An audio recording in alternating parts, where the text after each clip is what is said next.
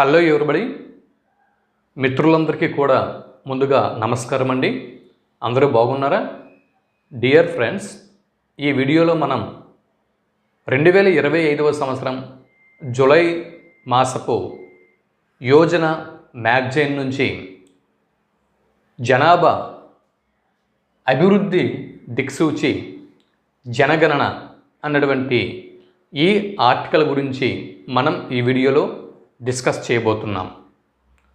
ఇకపోతే Andhra Pradesh public service commission, Telangana state public service commission వీరు నిర్వహించబోవు group 1, group 2 వంటి అత్యుత్తమ పోటీ పరీక్షల కోసం ప్రిపేర్ అవుతున్నటువంటి అభ్యర్థులకి, వీరితో పాటు ఇంకా ఇతరత్ర పోటీ పరీక్షలకి ప్రిపేర్ అవుతున్నటువంటి కాంపిటేటివ్ ఆస్పిరెంట్స్ అందరికీ, అలాగే భారతదేశంలో మన సమకాలీన అంశాలని తెలుసుకోవాలి అనేటటువంటి సామాజిక స్పృహ కాస్త కలిగినటువంటి సాధారణ పౌరులకి అందరికీ కూడా నేను అందిస్తున్నటువంటి ఈ ఆర్టికల్స్ అనేవి ఎంతగానో ఉపయోగపడతాయి. ఇకపోతే ఇంతకు ముందు మనం జూలై 2025 యోజన మ్యాగజైన్ నుంచి ప్రధానమంత్రి ముద్ర యోజన గురించి మనం తెలుసుకోవడం జరిగింది. చూడని వారు ఉంటే ఈ వీడియో చివరిలో ఎండ్ కార్డ్లో ఇచ్చాను, వెళ్ళి చూడండి. లేదా ఇదే ఛానల్లో ప్లేలిస్ట్లోకి వెళ్తే స్పెషల్ ఆర్టికల్స్ అని మీకు ఒక ఫోల్డర్ కనిపిస్తుంది. అందులో ఇలాంటి స్పెషల్ ఆర్టికల్స్ అన్నీ కూడా నేను భద్రపరుస్తున్నాను. సరే, ఇంకా ఆలస్యం చేయొద్దు, కంటెంట్లోకి వెళ్ళిపోదాం. ఈనాటి ఈ వీడియోలో మీకు నేను అందిస్తున్నటువంటి కంటెంట్ అభివృద్ధి దిక్సూచి జనగణన అనేటటువంటి ఈ ఆర్టికల్ గురించి మనం మొదటగా పరిచయ వాక్యాల్ని మనం మాట్లాడుకునే ప్రయత్నం చేద్దాం. ఇకపోతే చూడండి, భారతదేశం వంటి దేశాలలో జనగణన అంటే ప్రపంచంలో అతిపెద్ద పరిపాలన కార్యకలాపాల్లో ఒకటి అన్న విషయం మనం ఇక్కడ గుర్తించాల్సి ఉంటుంది. ఎందు గురించి అంటే, ఈ మాట ఎందుకు చెప్తున్నామంటే, ప్రపంచంలోనే 7వ అత్యున్నత పెద్ద దేశం, అంటే విస్తీర్ణ పరంగా 7వ అతి పెద్ద దేశం భారతదేశం. జనాభాలో ప్రపంచంలోనే మొదటి దేశం, జనాభా అత్యధికంగా ఉన్నటువంటి దేశం భారతదేశం.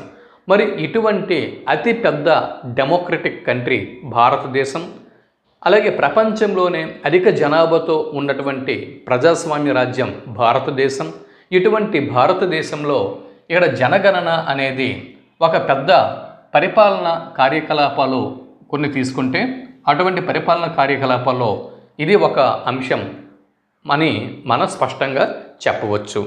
ఇకపోతే దేశ జనాభాలో, ఇప్పుడు భారతదేశపు జనాభాలో పురుషులు ఎంతమంది, స్త్రీలు ఎంతమంది, లింగ నిష్పత్తి ఎంత ఉంది? లింగ నిష్పత్తి అంటే ప్రతి 1000 మంది పురుషులకి స్త్రీలు ఎంతమంది ఉన్నారు అన్న విషయాన్ని తెలుపుతుంది లింగ నిష్పత్తి. అటువంటి లింగ నిష్పత్తి భారతదేశంలో ఎంత ఉంది, అలాగే ప్రజల యొక్క ఆర్థిక సామాజిక స్థితిగతులు ఎలా ఉన్నాయి, తర్వాత వీటితో పాటు ఇటువంటి విషయాలను తెలుపునది జనగణన ప్రక్రియ. జనగణన ప్రక్రియ ఎటువంటి అంశాలను తెలుపుతుందండి? జనగణన ప్రక్రియ పురుషులు ఎంతమంది, స్త్రీలు ఎంతమంది, లింగ నిష్పత్తి ఎంత ఉంది, ప్రజల యొక్క ఆర్థిక మరియు సామాజిక పరమైనటువంటి స్థితిగతులు ఏ విధంగా భారతదేశంలో ఉన్నాయి, ఇటువంటి విషయాలను జనగణన ప్రక్రియ మనకి తెలుపుతుంది. ఇకపోతే ఒకే ఒక్క మాటలో చెప్పాలంటే జనగణన దీన్నే ఇంగ్లీష్లో సెన్సస్ అని చెప్పి అంటాం. జనగణనని ఇంగ్లీష్లో ఏమంటామండి? సెన్సస్ అని చెప్పి అంటాం. మరి ఈ సెన్సస్ అన్న అంశం గురించి ఒకే ఒక్క మాటలో చెప్పాలి అంటే, దేశీయ సజీవ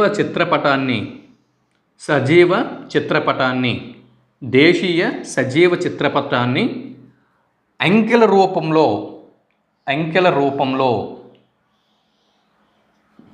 దేశీయ సజీవ చిత్రపటాన్ని అంకెల రూపంలో స్పష్టంగా సూటిగా చూపించడమే జనగణన అని మనం చెప్పొచ్చు. దేశీయ చిత్రపటాన్ని అంకెల రూపంలో సూటిగా స్పష్టంగా చెప్పడాన్ని ఇక్కడ మనం జనగణన అని చెప్పి పేర్కోవచ్చు. అయితే జనాభా గురించి అధ్యయనం చెయ్యు శాస్త్రంని మనం డెమోగ్రఫీ అని చెప్పి అంటాం. డెమోగ్రఫీ జనాభా గురించి అధ్యయనం చేయు శాస్త్రం ఏమంటామండి? డెమోగ్రఫీ అని చెప్పి అంటాం. అయితే ఇక్కడ జనాభా లెక్కలు కేంద్రంలో అంటే కేంద్ర ప్రభుత్వం యొక్క పరిధిలో ఉంటుందా, లేకపోతే రాష్ట్ర ప్రభుత్వం యొక్క పరిధిలో ఉంటుందా, లేదా ఉమ్మడి జాబితాలో ఉంటుందా అన్న ప్రశ్న మనకు మనం వేసుకుంటే, ఇటువంటి ప్రశ్న మనకి ఉత్పన్నం అయినప్పుడు ఈ జనాభా లెక్కలు లేదా సెన్సస్ అనేది కేంద్ర జాబితాలోని అంశం అన్న విషయం ఇక్కడ మనం గుర్తుపెట్టుకోవాల్సి ఉంటుంది.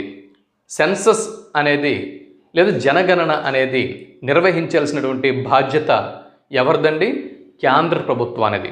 ఇది కేంద్ర జాబితాలోని అంశం అని తెలుపుతున్నటువంటి మరి ఈ విషయాన్ని తెలుపుతున్నటువంటి భారత రాజ్యాంగంలోని ఆర్టికల్ ఏది అని బిట్టు వస్తే ఆర్టికల్ 246 246వ ఆర్టికల్. భారత రాజ్యాంగం ఇండియన్ కాన్స్టిట్యూషన్లోని 246 ఆర్టికల్ ఏమని చెబుతుంది? ఈ సెన్సస్ అనేది ఏదైతే ఉందో ఇది కేంద్ర జాబితాలోని అంశం అన్న విషయంని ఇక్కడ ఈ 246వ ఆర్టికల్ మనకి స్పష్టం చేస్తుంది. Very very important bit. ఒకవేళ జనాభా గురించి ఏమైనా ఆర్టికల్ ఎగ్జామ్లో వస్తే కనుక ఇది రావడానికి అవకాశం ఉంది. జనాభా లెక్కలు కేంద్ర జాబితాలోని అంశం అని తెలుపుతున్న ఆర్టికల్ ఏది అని బిట్టు వస్తే 246వ ఆర్టికల్ అని మనం ఎగ్జామ్లో జవాబు గుర్తించాల్సి ఉంటుంది. ఇకపోతే ఇక జనాభా సిద్ధాంతం దీన్ని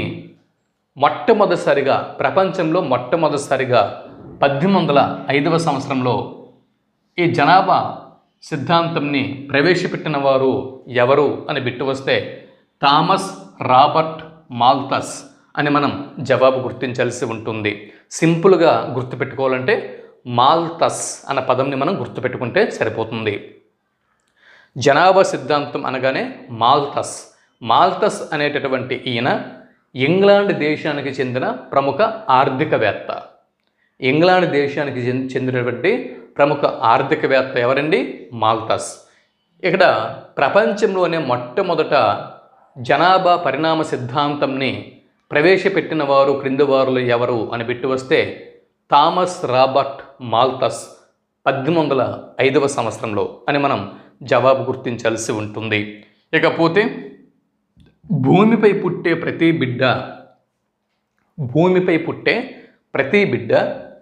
ఆర్థిక నరకాన్ని పెంపొందిస్తాడు. భూమిపై పుట్టే ప్రతి బిడ్డ ఆర్థిక నరకాన్ని పెంపొందిస్తాడు అని ఎవరు పేర్కొన్నారయ్యా అంటే మాల్థస్ అని మనం జవాబు గుర్తించాల్సి ఉంటుంది. ఇకపోతే భూమిపై పుట్టే ప్రతి బిడ్డ ఆర్థిక నరకాన్ని పెంపొందిస్తాడు అని మాల్థస్ పేర్కొంటే భూమిపై పుట్టే ప్రతి బిడ్డ అభివృద్ధి కారకుడవుతాడు అని చెప్పి ఎడ్విన్ కానన్ అతడు పేర్కోవడం జరిగింది. చూడండి, ఈ రెండు కొటేషన్స్ బాగా గుర్తుపెట్టుకోండి. భూమిపై పుట్టే ప్రతి బిడ్డ ఆర్థిక నరకాన్ని పెంపొందిస్తాడు అని పేర్కొన్నవారు మాల్థస్. భూమిపై పుట్టే ప్రతి బిడ్డ అభివృద్ధి కారకుడవుతాడు అని చెప్పినవాడు ఎడ్విన్ కానన్. ఇకపోతే భారతదేశంలో జనగణన యొక్క చరిత్రని మనం పరిశీలన చేసినట్టుగైతే ఎంతవరకు పరిచయ వాక్యాల గురించి మనం మాట్లాడుకోవడం జరిగింది. ఇప్పుడు భారతదేశంలో జనగణన అనేటటువంటి ఈ ప్రక్రియ యొక్క చరిత్రని మనం పరిశీలన చేద్దాం. భారతదేశంలో మొట్టమొదటి జనగణన ఎప్పుడు జరిగింది? భారతదేశంలో మొట్టమొదటి జనగణన అనేది 1872వ సంవత్సరంలో జరిగింది. ఎప్పుడండి? క్రీస్తు శకం 1872వ సంవత్సరంలో. ఇక్కడ మీరు ఒక విషయం గమనించండి, కొన్ని పబ్లికేషన్స్లలో 1871 అని ఉంటుంది, కానీ ఇక్కడ నేను 1872 అని ఇక్కడ యోజన మ్యాగజైన్ ఏదైతే ఉందో యోజన మ్యాగజైన్ని నేను తీసుకోవడం జరిగింది. మరి ఇప్పుడు మనం ఈ సెన్సస్ అనేది యోజన మ్యాగజైన్ ప్రకారం అని చెప్పుకుంటున్నాం కాబట్టి ఇక్కడ యోజన మ్యాగజైన్ని అనుసరించి మీకు నేను ఇక్కడ ఇస్తున్నాను. యోజన మ్యాగజైన్లో 1872 అని ఉంది, మరికొన్ని పబ్లికేషన్స్లలో 1871 అని ఉంది. సరే, ఏది ఏమైనప్పటికీ కూడా ఇక్కడ 1872వ సంవత్సరంలో మొట్టమొదటి జనగణన భారతదేశంలో జరిగింది. భారతదేశంలో మొట్టమొదటి జనగణన ఎప్పుడు జరిగిందండి? 1872లో.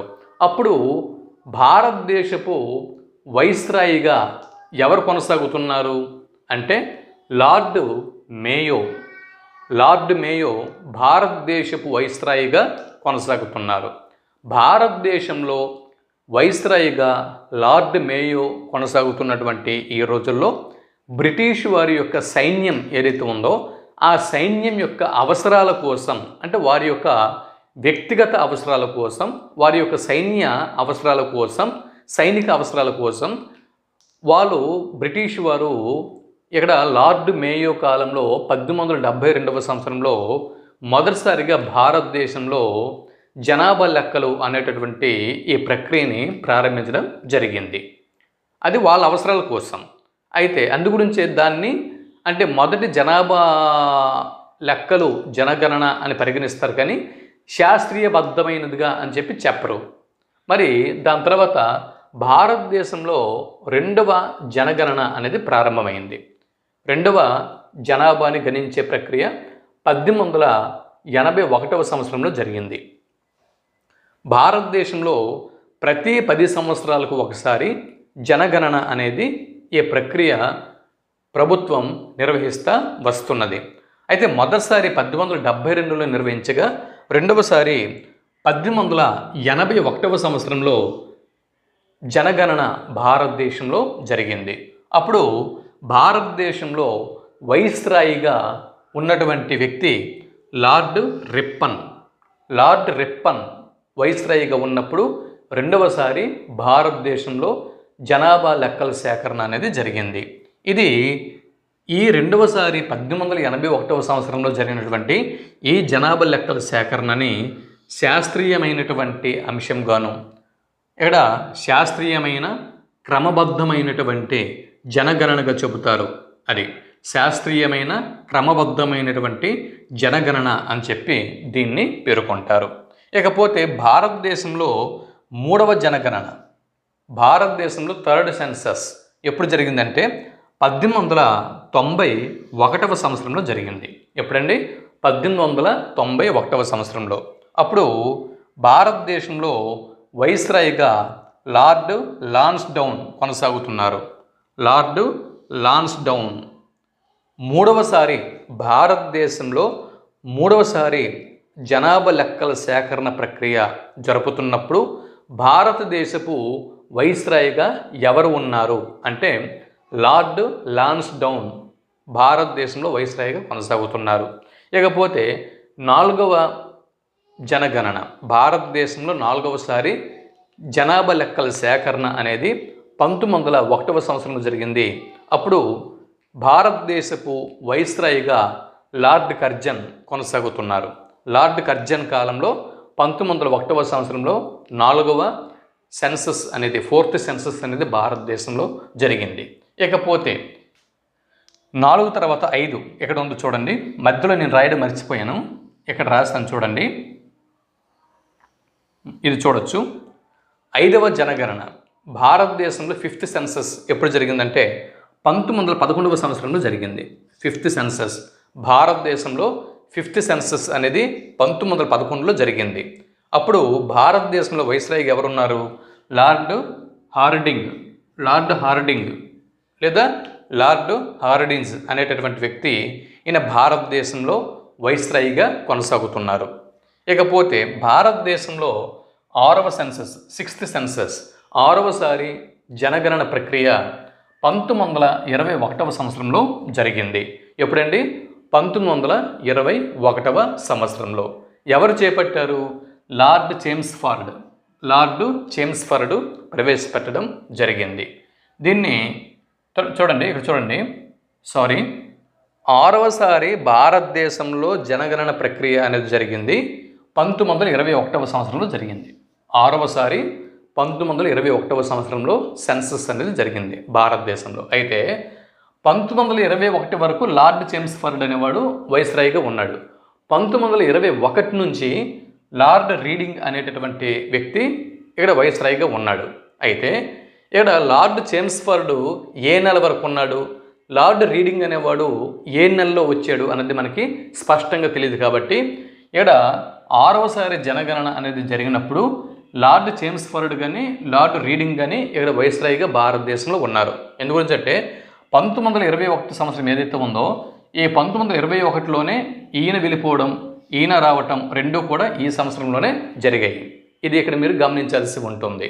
ఇకపోతే ఇక్కడ గొప్ప విభాజక అంటే జనాభా విషయంలో 1921వ సంవత్సరంని గొప్ప జనాభా విభాజక సంవత్సరం అని చెప్పి పేర్కొంటారు.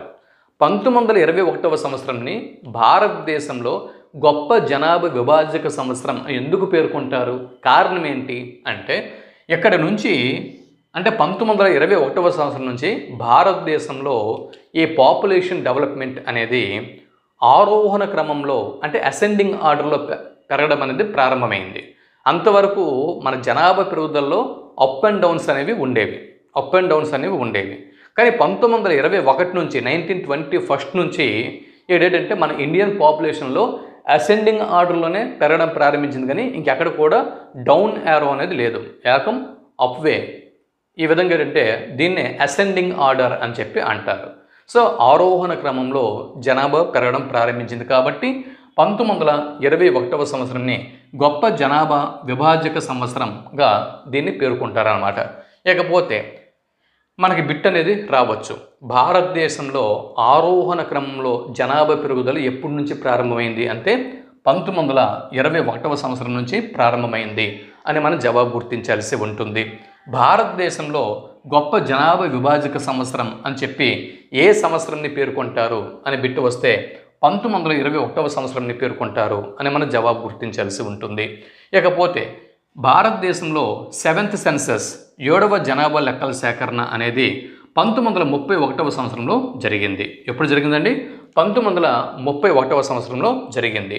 1931వ సంవత్సరంలో జరిగినప్పుడు ఇక్కడ కూడా 1931లోనే భారతదేశంలో 2 వైస్రాయ్లు మారడం అనేది జరిగింది. అంటే 1931 వరకు లార్డ్ ఇర్విన్ ఉండి అదే 1931వ సంవత్సరంలో లార్డ్ వెల్లింగ్టన్ ఇక్కడ మనకి వైస్రాయ్గా రావటం జరిగింది.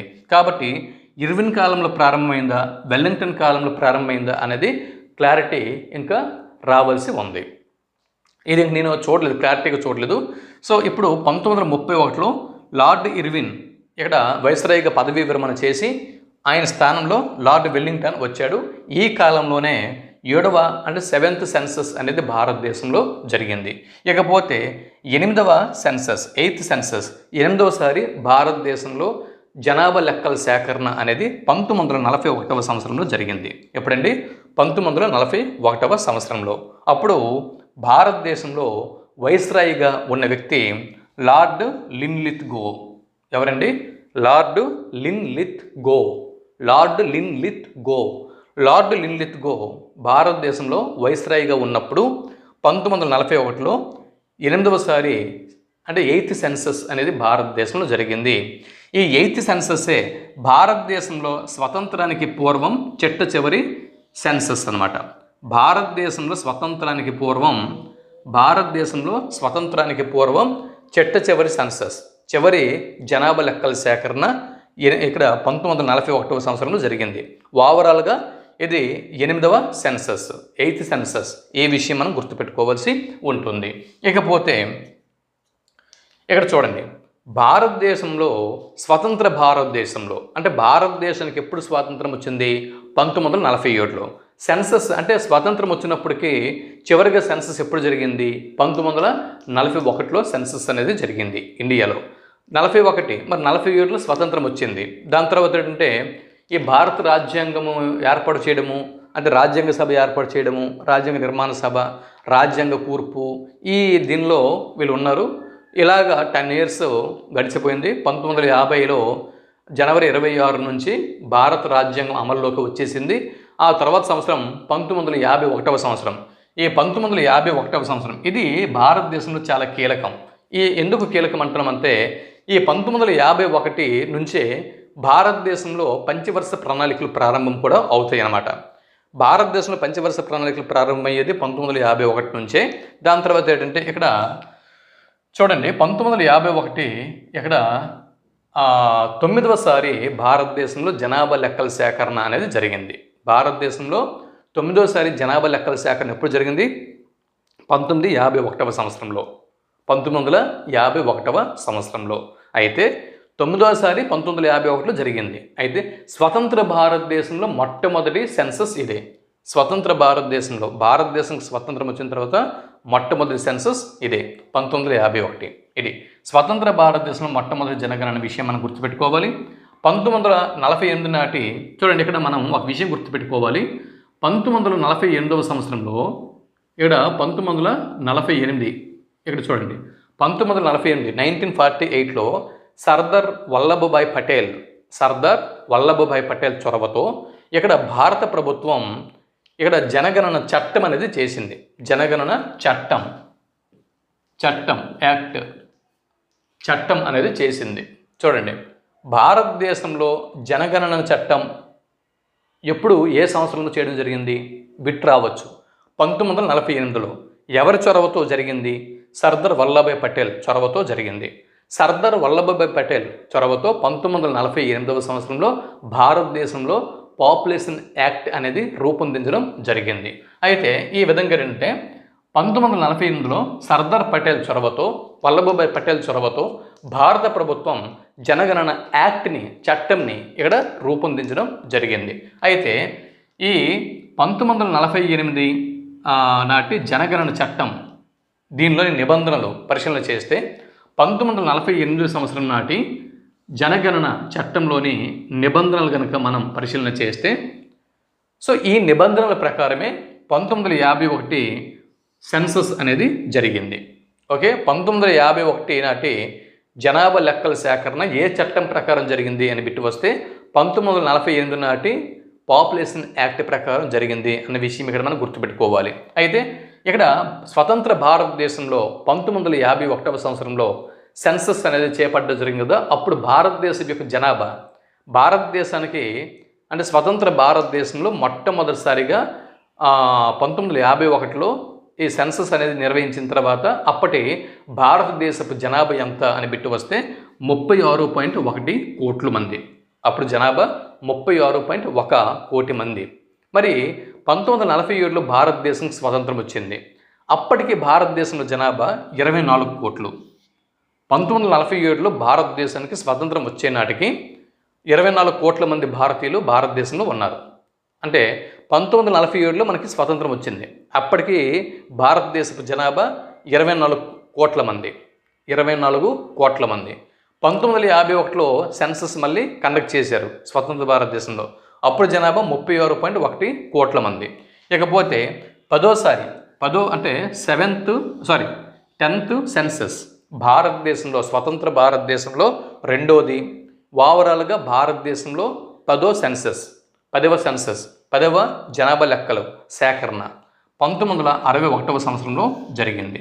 1961వ సంవత్సరంలో జరిగింది. ఓకే, ఇప్పటికి మనం 1872 నుంచి 1961 వరకు మొత్తం ఇండియాలో జరిగినటువంటి 10 సెన్సస్కి సంబంధించినటువంటి ప్రాథమిక అంశాలని మనం తెలుసుకోవడం అనేది జరిగింది. ఓకేనా. ఇప్పుడు ఇంకా 11వ సెన్సస్ 1971 నుంచి 11వ సెన్సస్ అనేది జరుగుతుంది ఇండియాలో. అక్కడి నుంచి ఇప్పుడు మరికొన్ని విషయాల్ని మనం తెలుసుకునే ప్రయత్నం చేద్దాం. ఇంతకుముందు మనం భారతదేశంలో జరిగినటువంటి 10 జనాభా లెక్కల్ని మనం చూసాం. ఇప్పుడు 11వ జనగణన 11th సెన్సస్, భారతదేశంలో 11th సెన్సస్ 1971లో జరిగింది. 1971లో జరిగింది. ఓవరాల్గా చూస్తే ఇది 11th సెన్సస్. స్వతంత్ర భారతదేశంలో చూస్తే ఇది 9th సెన్సస్, 11th సెన్సస్.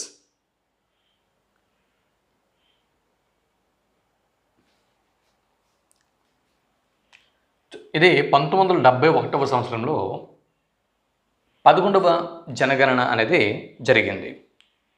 ఓవరాల్గా చూస్తే మొదటి నుంచి చూస్తే ఇది 11th సెన్సస్. స్వతంత్ర భారతదేశంలో 3వ జనాభా లెక్కల సేకరణ, 3rd సెన్సస్ అని మనం చెప్పొచ్చు. ఓవరాల్గా చూసినప్పుడు 11th సెన్సస్. స్వతంత్ర భారతదేశంలో అన్నప్పుడు 3rd సెన్సస్, 3వ జనాభా లెక్కల సేకరణ. స్వతంత్ర భారతదేశంలో 1951లో ఒకసారి జరిగింది, రెండవసారి 1961లో జరిగింది, మూడోసారి 1971లో జరిగింది. ఇది ఈ సెన్సస్లో స్వతంత్ర భారతదేశంలో సంతానోత్పత్తి అన్న అంశంని చేర్చడం జరిగింది. మనకి గ్రూప్ 2లో కానీ లేకపోతే గ్రూప్ 1లో కానీ అదే గ్రూప్ 1 ప్రిలిమ్స్లో కానీ మనకి బిట్ అనేది రావచ్చు. ఇక్కడ స్వతంత్ర భారతదేశంలో సంతానోత్పత్తి అన్న అంశంను చేరుస్తూ వచ్చినటువంటి సెన్సస్ క్రింది వాటిలో ఏది అని బిట్ వస్తే 1971 నాటి 11వ సెన్సస్ అని మన జవాబు గుర్తించాల్సి ఉంటుంది. 11th census. లేదా స్వతంత్ర భారతదేశంలో 3వ సెన్సస్ అని మన జవాబు గుర్తించాల్సి ఉంటుంది. లేదా ఇక్కడ 1971లో వచ్చినటువంటి 11వ జనగణన దీనిలో ఈ అంశంని చేర్చారు అని బిట్టు వస్తే స్వతంత్ర భారతదేశంలో సంతానోత్పత్తి అన్న అంశంని దీనికి చేర్చడం జరిగింది. ఈ అంశంని చేరుస్తూ ఈ సెన్సస్ని చేపట్టడం జరిగింది. ఇకపోతే 12వ జనగణన 12th సెన్సస్, దీన్ని ఇప్పుడు ఒకసారి మనం పరిశీలన చేద్దాం. 12th సెన్సస్ 12వ జనగణన దీన్ని చూస్తే ఇది 1981వ సంవత్సరంలో జరిగింది. అలాగే 13వ జనగణన 13th సెన్సస్, భారతదేశంలో 13వ జనగణన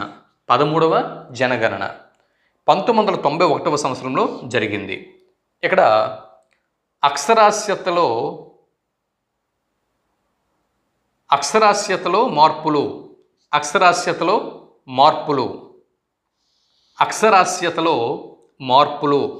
అన్న అంశం మీద దృష్టి పెట్టింది. బిట్టు మనకు రావచ్చు. అక్షరాస్యతలో మార్పులు అంశంపై దృష్టి పెడుతూ వచ్చినటువంటి సెన్సస్ క్రింది వాటిలో ఏది గుర్తించండి. జవాబు 1991 నాటి 13th సెన్సస్ అని మనం జవాబు గుర్తించాల్సి ఉంటుంది. లేదా బిట్టు ఇలాగా రావచ్చు. 13వ జనగణన 1991వ సంవత్సరంలో నిర్వహించడం జరిగింది. అయితే ఇది ఈ అంశంపై దృష్టి పెట్టింది అని బిట్టు వస్తే అక్షరాస్యతలో మార్పులు అన్న అంశంపై ఇది దృష్టి పెట్టింది. ఈ విషయంని మనం ఎగ్జామ్కి వెళ్ళే వరకు గుర్తుపెట్టుకోవాల్సి ఉంటుంది. ఇకపోతే 14th సెన్సస్ 14వ జనగణన ఇది 2001వ సంవత్సరంలో జరిగింది. 2001వ సంవత్సరంలో జరిగింది. సాంకేతిక పరిజ్ఞానం మరియు సాంకేతిక పరిజ్ఞానం విషయంలో ముందడుగు అని దీన్ని మనం చెప్పొచ్చు. సాంకేతిక పరిజ్ఞానం విషయంలో ముందడుగు మీద దృష్టి పెడుతూ వచ్చినటువంటి సెన్సస్. ఇక్కడ మీరు చూడొచ్చు. ఇదేంటి? 1971 సంతానోత్పత్తి, 1991 అక్షరాస్యతలో మార్పులు, 2001 సాంకేతిక పరిజ్ఞానం. చూడండి, 2001 సాంకేతిక పరిజ్ఞానం, 1971 సంతానోత్పత్తి. ఏ సంతానోత్పత్తి? స్వతంత్ర భారతదేశంలో సంతానోత్పత్తి. అలాగే 1991 అక్షరాస్యతలో మార్పులు. ఒక్కొక్కటి ఇక్కడ అంశం అనేది ఉంది. చూసుకోవచ్చు. ఒక్కొక్కటి ఒక్కొక్క కాన్సెప్ట్తో సెన్సస్ అనేది వచ్చింది. ఇకపోతే 15వ సెన్సస్, 15th సెన్సస్, భారతదేశంలో 15వ జనగణన. ఇది 2011వ సంవత్సరంలో జరిగింది. 2011వ సంవత్సరంలో జరిగింది. ఇక్కడ ఇదేంటి, ఇది ఈ 2011లో జరిగినటువంటి ఈ 15వ జనగణన, 15th సెన్సస్ దేన్ని తెలుపుతుంది? సాధికార కార్యాచరణ సమూహ రాష్ట్రాల్లో గణనీయమైన తగ్గుదలని ఇది సూచిస్తుంది. సాధికార కార్యాచరణ సమూహ రాష్ట్రాలలో, సాధికార కార్యాచరణ సమూహ రాష్ట్రాల్లో గణనీయమైనటువంటి తగ్గుదలను సూచించినటువంటి సెన్సస్ 2011 నాటి 15th సెన్సస్ అన్న విషయం మనం గుర్తుపెట్టుకోవలసి ఉంటుంది. ఇక్కడ చూడండి, చాలా జాగ్రత్తగా చూడండి. 1971లో జరిగినటువంటి 11వ జనగణన స్వతంత్ర భారతదేశంలో సంతానోత్పత్తి అనే అంశంని ఇక్కడ ప్రస్తావించింది. 12వ సెన్సస్ కాదు, మళ్ళీ 13వ సెన్సస్ అనేది అక్షరాస్యతలో మార్పులు అంశంపై దృష్టి పెడుతూ ఈ సెన్సస్ అనేది వచ్చింది. తర్వాత సాంకేతిక పరిజ్ఞానం విషయంలో ముందడుగు అన్న అంశంతో వచ్చినటువంటి సెన్సస్ 14వ సెన్సస్. తర్వాత 15th సెన్సస్ సాధికార కార్యాచరణ సమూహ రాష్ట్రాల్లో గణనీయమైన తగ్గుదలను సూచించినటువంటి సెన్సస్ 15th సెన్సస్ 2011. అయితే ఇప్పుడు బిట్ అనేది మనకు రావచ్చు. 2021వ సంవత్సరంలో 2021వ సంవత్సరంలో జనగణన ఎందువల్ల ఆగిపోయింది అంటే కోవిడ్-19 వల్ల ఆగిపోయింది. 2021లో ఇది 16వ జనగణన. ఇది 16వ జనగణన. సో ఇప్పుడు ప్రభుత్వం అనేది, కేంద్ర ప్రభుత్వం అనేది జనగణనకు ఒక నోటిఫికేషన్ అనేది విడుదల చేసింది. చూడండి, మనం ప్రస్తుతం 16th సెన్సస్ దగ్గర ఉన్నాం. 2021వ సంవత్సరంలో నిర్వహించాల్సినటువంటి ఈ సెన్సస్ అనేది కోవిడ్-19 వల్ల ఆగిపోయింది.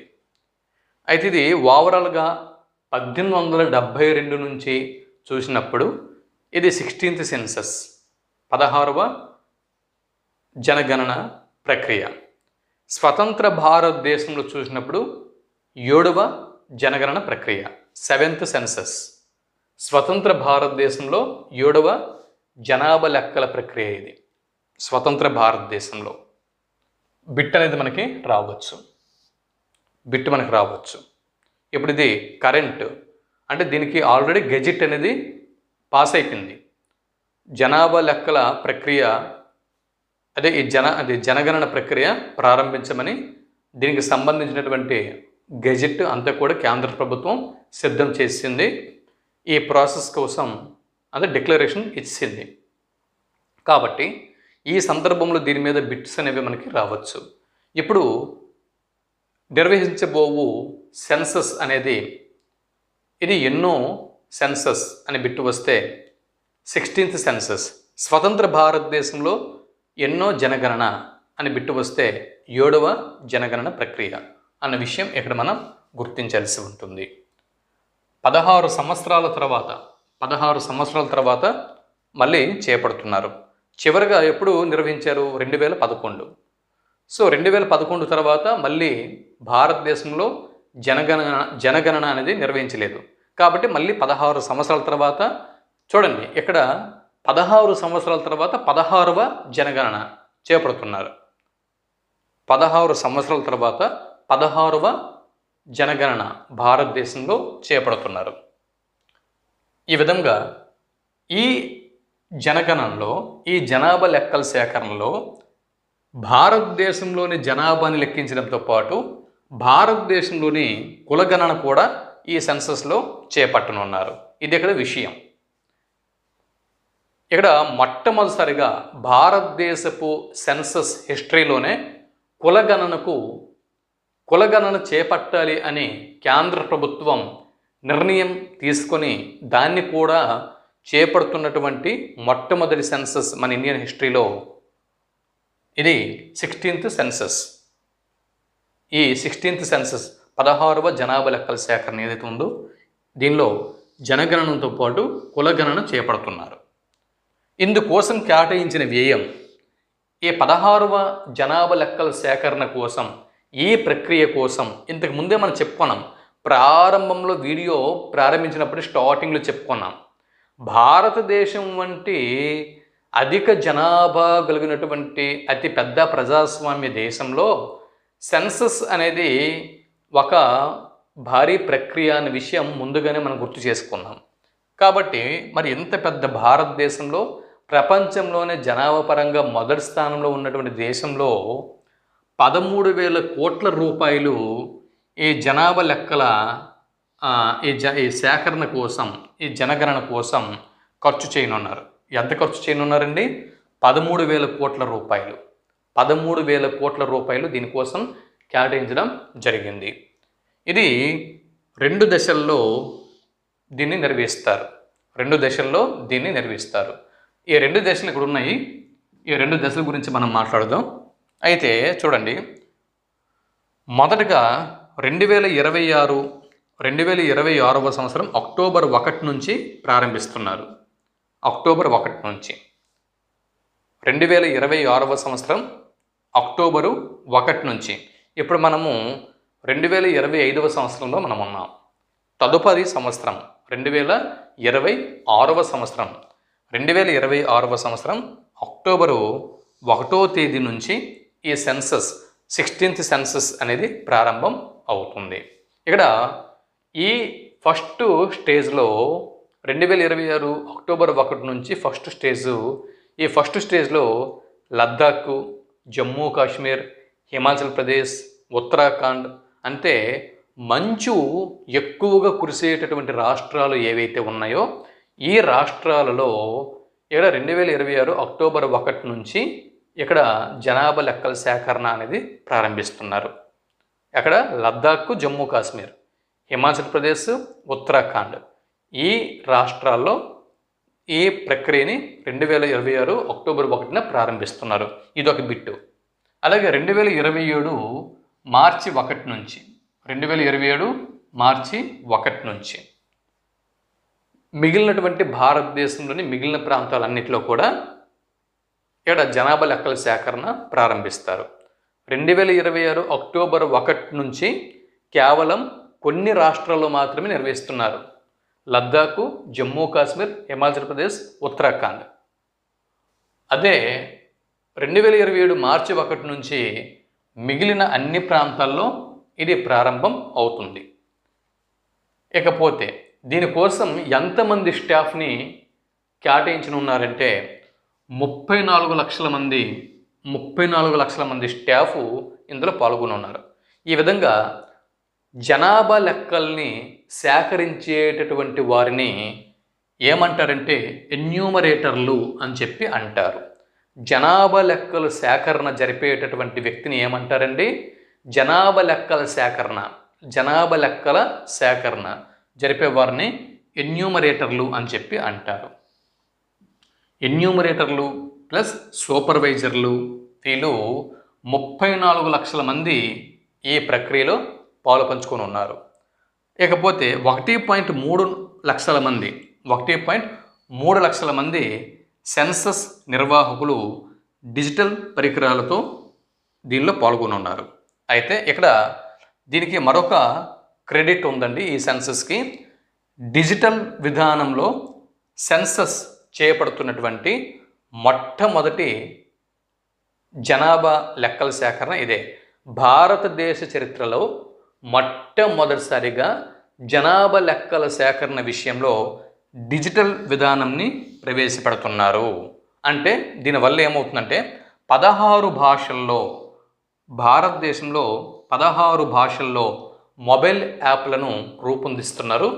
ఈ 16 భాషల్లో మొబైల్ యాప్లను రూపొందించడం వల్ల మనము మన ఇంటి నుంచి మొబైల్ యాప్లో మన ఇంట్లో ఉన్నటువంటి పాపులేషన్ వివరాలు అన్నీ కూడా, అంటే ఈ జనాభా లెక్కల సేకరణలో ఏ డాటా అయితే గవర్నమెంట్కి కావాలో ఆ డాటా మొత్తం మన ఇంట్లో మన మొబైల్ యాప్ నుంచి కూడా మనము చక్కగా మనమే ఇండివిజువల్గా గవర్నమెంట్కి మనం ఇచ్చేయవచ్చు. ఈ విధంగా ఈ సెన్సస్లో మొట్టమొదటిసారిగా భారతదేశ చరిత్రలోనే డిజిటల్ విధానంని ఇక్కడ వాడుతున్నారు.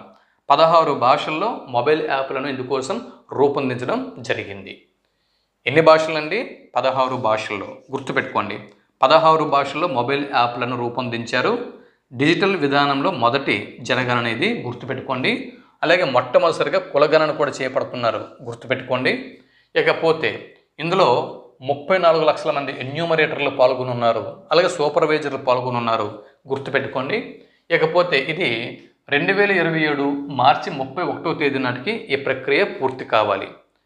డెడ్ లైన్ ఎప్పుడండి? 2027 మార్చి 31 నాటికి ఈ ప్రక్రియ పూర్తి కావాలి. మరి ఇందులో మొదటి దశలో స్టేజ్ 1 మరియు స్టేజ్ 2 చూద్దాం. మొదటి దశ ఏప్రిల్ 26 అంటే మార్చి అంటే 2027వ సంవత్సరంలో 2027వ సంవత్సరంలో ఇక్కడ ఈ పాయింట్ కొంచెం ఉంచండి, ఈ పాయింట్ నాకు అర్థం కాలేదు. ఇక్కడ మార్చి 2027 మార్చి 1 నుంచి ప్రారంభిస్తున్నారు. మరి 2027 మార్చి 1 నుంచి ఓకే 2027 మార్చి 1 నుంచి ప్రారంభించి 2027 మార్చి 31 నాటికి ఇది పూర్తి చేయమంటున్నారు. అయితే అది బాగానే ఉంది. మళ్ళీ ఇక్కడ ఏప్రిల్ 26 నుంచి సెప్టెంబర్ 10 వరకు హౌస్ లిస్టింగ్ ఆధారంగా గృహగణన చేపట్టనున్నారు అని చెప్పి ఇక్కడ ఒక పాయింట్ అనేది ఉంది. ఇదే మనకు అర్థం కావట్లేదు. ఏప్రిల్ 26 నుంచి సెప్టెంబర్ 10వ తేదీ వరకు.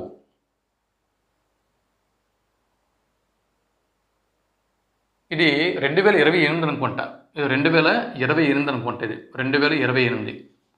సరే, ఇది 10వ పాయింట్ కొంచెం ఉంచండి, ఇది అసలు చూస్తాను. అది బుక్లోనే అలాగ ఉందిలేండి, బుక్లోనే అలాగ ఉంది. ఇది 2028 అనుకుంటా. నేను ఒకసారి చూద్దాం.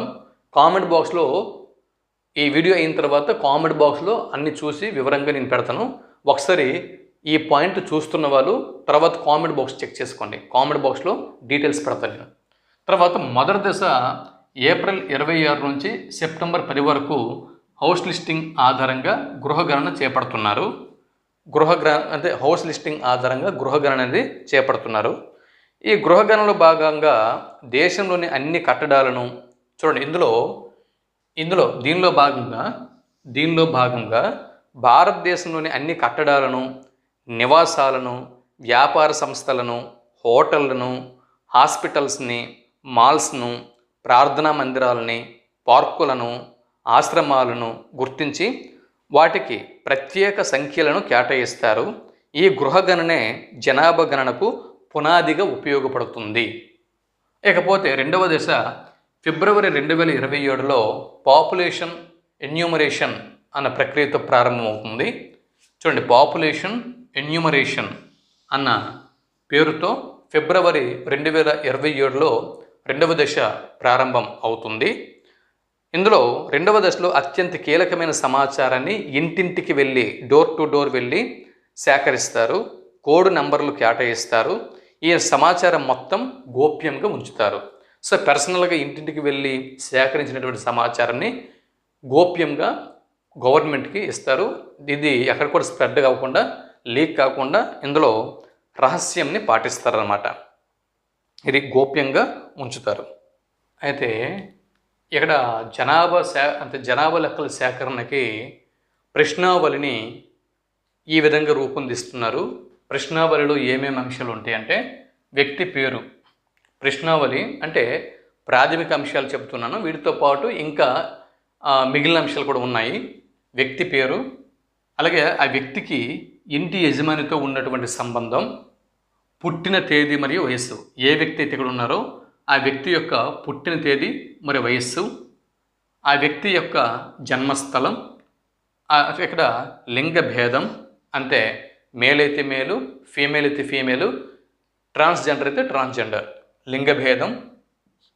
ఇకపోతే వలసలు, ఒకవేళ వాళ్ళు ఎక్కడి నుంచైనా కూడా వలస వచ్చి ఉంటే జనాభా లెక్కల సేకరణ టైంలో ఎక్కడి నుంచి అయినా కూడా వలసలు వచ్చి ఉంటే, అందరూ ఒకే ప్రాంతంలో ఉండరు కదా. ఇప్పుడు ఒక్కొక్కరు అది పుట్టిన ఊర్లోనే అందరూ ఉండరు. చదువు కోసమో, కూలీ పని కోసమో, ఉద్యోగం కోసమో, వ్యాపారం కోసమో, లేదా ఏదో సంథింగ్ ఇక్కడ వలసలు అనేవి వెళ్తూ ఉంటారు ఒక ప్రాంతం నుంచి వేరే ప్రాంతానికి. అలాగా వాటికి గల కారణాలు, ఎంతమంది వలస వచ్చారు, వలస రావడం గల కారణాలు, తర్వాత విద్య, ఎంతవరకు చదువుకున్నారు, ఎడ్యుకేషన్ క్వాలిఫికేషన్, తర్వాత వివాహం జరిగిన వయస్సు, ఏ వయసులో వివాహం జరిగింది, ఎంతమంది పిల్లలు, మీరు చేస్తున్న ఉద్యోగం లేదా వ్యాపారం లేదా వ్యాసంగం, వీటిని ప్రాథమికంగా గ్యాదర్ చేస్తారు. వీటితో పాటు ఇంకా ఏ మతంలో కొనసాగుతున్నారు, మీ మాతృభాష ఏది, అంటే ఏ మతంలో కొనసాగుతున్నారు, మాతృభాష ఏది, ఇటువంటివి కూడా కొన్ని అంశాలని సేకరించడం అనేది జరుగుతుంది. ఇకపోతే ప్రపంచ దినోత్సవం చూడండి, world population day. World population day ప్రతి ఏటా జూలై 11వ తేదీన ఐక్యరాజ్య సమితి సూచనల ప్రకారం కండక్ట్ చేస్తూ వస్తున్నారు. ఐక్యరాజ్య సమితి ప్రకారం ప్రతి ఏటా జూలై 11వ తేదీన వరల్డ్ పాపులేషన్ డేని జరుపుకుంటున్నారు. ఎందుకు అదే తేదీని జూలై 11వ తేదీని ఐక్యరాజ్య సమితి లేదా యుఎన్ఓ వరల్డ్ పాపులేషన్ డేగా ఎందుకు ప్రకటించింది అంటే 1987వ సంవత్సరం జూలై 11వ తేదీన యుగోస్లేవియాలోని ఒక ఆడ శిశువు జన్మించడంతో ప్రపంచ జనాభా 500 కోట్లకి చేరుకుంది. ప్రపంచ జనాభా 500 కోట్లకి చేరుకుంది. చూడండి, 1987లో